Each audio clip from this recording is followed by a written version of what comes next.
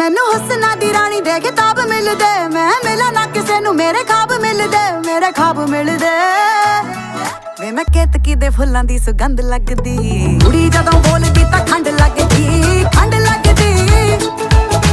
ਸਾਰੇ ਕਹਿੰਦੇ ਅੰਬਰਾਂ ਦਾ ਚੰਦ ਲੱਗਦੀ, ਚੰਦ ਲੱਗਦੀ। ਕੁੜੀ ਜਦੋਂ ਬੋਲਦੀ ਤਾਂ ਖੰਡ ਲੱਗਦੀ, ਖੰਡ ਲੱਗਦੀ।